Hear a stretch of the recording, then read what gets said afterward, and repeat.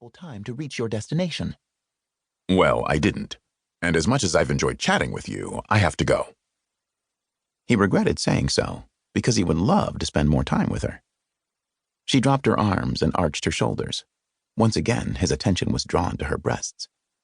"This is my cab." "It was your cab, lady, and I really do have to go."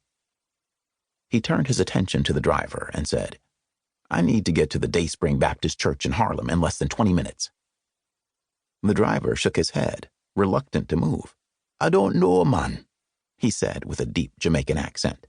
"I was called to take a lady to the airport." Galen took out his wallet, pulled out a $100 bill, and offered it to the guy. "I'm down to 19 minutes now." The man almost snatched the bill out of Galen's hand and shot the woman an apologetic look. "Sorry, miss. I have a large family to feed.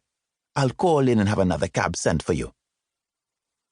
Satisfied, Galen reached over to close the door, but the woman, the sinfully beautiful but very angry woman, was blocking the way.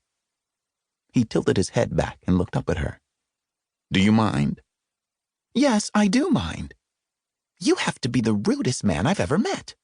Someone needs to teach you some manners." He smiled. "You're probably right, but not today. Some other time, perhaps." She glared at him as she moved out of the way, but not before saying, "And for heaven's sake, will you please zip up your pants?" He glanced down. "Oops." He quickly slid up his zipper before closing the door. The cab pulled away then, and he couldn't resist glancing back through the window at the woman they'd left at the curb. She was not a happy camper. In fact, she looked downright furious. And he should give a damn why. Because he had behaved like an ill-mannered brute, which was not his typical behavior, especially when it came to beautiful women. It was definitely not the impression he would want to leave with one. If he'd had the time, he would have charmed her right out of her panties and bra. It was the Steele way. Oh well, you win some and you lose some. And he'd much preferred losing her than his behind. And there was no doubt in his mind that Donovan would kick that very part of his anatomy all over New York if he was late for his wedding. "I now pronounce you man and wife. Donovan, you may kiss your bride." Donovan Steele didn't waste time pulling his wife into his arms and giving her a kiss many probably thought was rather long. And if that wasn't bad enough, when he'd finally pulled his mouth from hers, he whispered, "I love you, sweetheart." Natalie Ford Steele smiled up at her husband and said, "And I love you." And then she was swept up into her husband's arms and carried out of the church. Galen swallowed to keep from gagging as he watched the entire scene.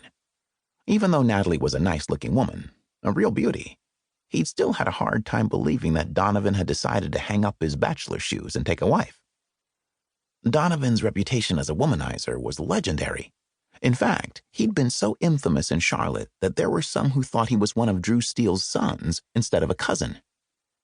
Galen figured Charlotte wouldn't be the same without a bachelor Steele to keep things lively. Maybe he ought to consider leaving Phoenix and moving east. He kicked that idea out of his mind real quick. His older Steele cousins in Charlotte would probably give him a job in their steel manufacturing company. He much preferred remaining in Phoenix doing what he loved, which some people thought was trivial. And his father topped that list of critics. Drew Steele believed that a man was supposed to get up at 7 o'clock, Monday through Friday, and work at some job until at least 5. It had taken Drew a long time to buy into the principles according to Galen Steele, which said that a man was supposed to work smarter, not harder. That was why at the age of 34, Galen was a multi-billionaire and was still building an empire, while working less than 20 hours a week and having fun at what he did.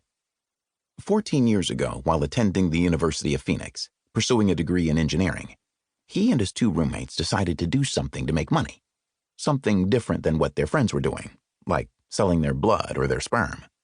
So they began creating video games. After their games became a hit on campus, they formed a business, and by the time they graduated from college 2 years later, they were millionaires.